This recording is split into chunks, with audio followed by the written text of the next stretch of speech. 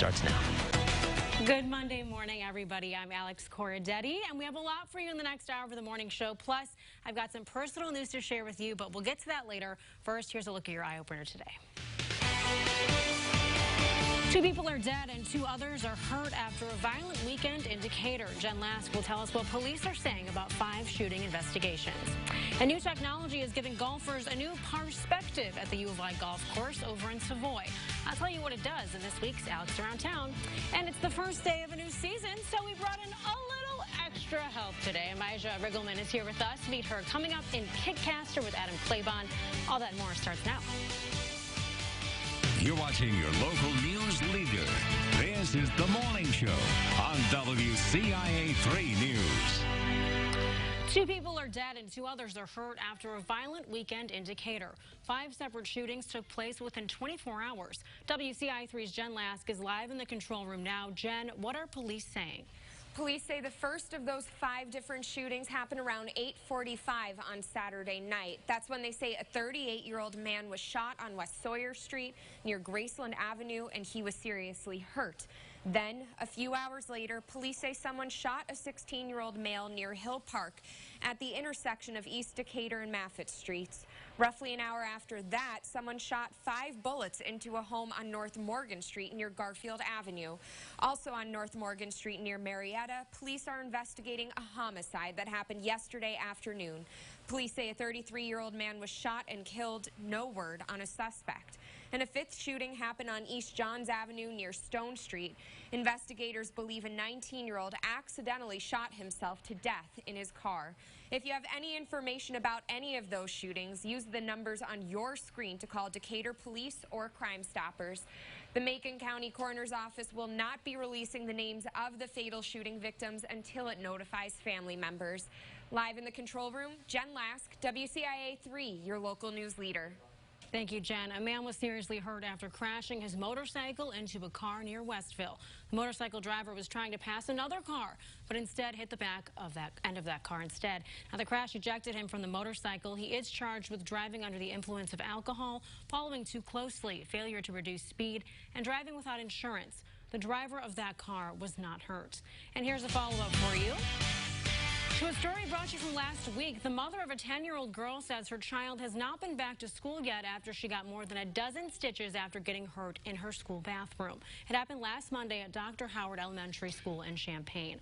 Police say the student collided with a lock on the stall door while playing aggressively with 5 other girls. Investigators ruled it was an accident, but the student's family is not happy with that answer. They're getting a lawyer just to make sure nothing has been missed. 6 girls were in the bathroom at the time, but school policy says there should only be 2 at a time. Police say there was no weapon, bullying, or criminal intent involved. We do have a full statement from the student's mother on our website, WCIA.com. And new this morning for you. There will be several changes drivers at the U of I's campus town should look out for this week. As the MCOR project moves forward, traffic patterns are changing. Instead of working on the east half of Wright Street, crews will start working on the west half. John, Daniel, and Calmer Streets will be closed at Wright. There will be a new parking restriction on those streets. Wright Street will be one way, only for northbound traffic. Officials suggest you find another route if you can.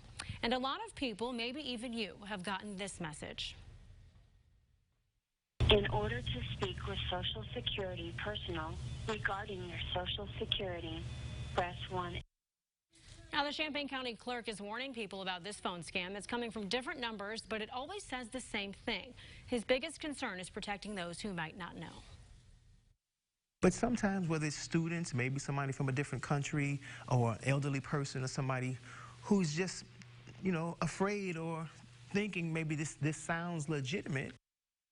A U of I student lost $7,000 to a Social Security phone scam last week. And now new this morning for you.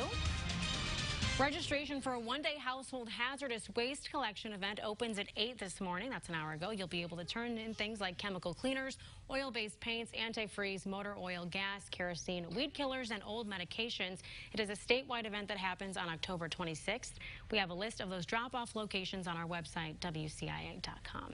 And cities around the world marched against climate change over the weekend. Students rallied at UIUC and UIS. They want the governor to ban fracking in the state and sign the Clean Energy Jobs Act.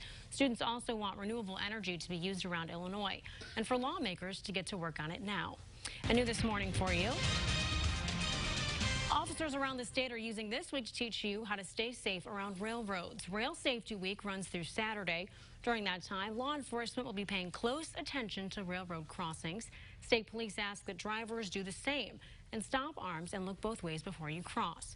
Any drivers or pedestrians that do not obey railway laws will be ticketed. And here's a WCIA 3 follow-up for you. We told you in April about a record store in Decatur that burned down, but now it has a new location. Speakeasy Records and Oddities was one of 3 businesses that burned. They were temporarily housed in a building on Cerro Gordo. They opened up at a new location on El Dorado Street. They're planning on having a coffee shop and live music. One of the employees says this is the first step toward getting back what they once had. And people in Chatham were tired of driving more than 20 minutes to find the nearest dog park, so they decided to do something about it. That's how Pawsapalooza was born.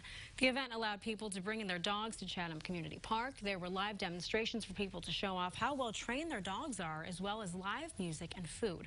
All the money that they raised will go toward building a park there. About 5 years ago, we did a community survey. We asked the residents of Chatham what they wanted in their parks, what they could see, what they wanted to make better. And one thing that came up time and again was a need for a dog park. There's a dog park in Springfield called Stewart Park, and we have a lot of residents that will drive to the airport to Stewart Park every day. And we thought, hey, you know what, we should get one for ourselves. This is the first ever Pawsapalooza at the park, but community leaders are expecting more if the dog park is actually built. And now that you're up to speed on the news, let's get to the weather. Adam Clavon, is it a good day to bring your doggos out there? It's the first day of fall. Well, it is the first day of fall. I wouldn't say it's a perfect day. We had a lot of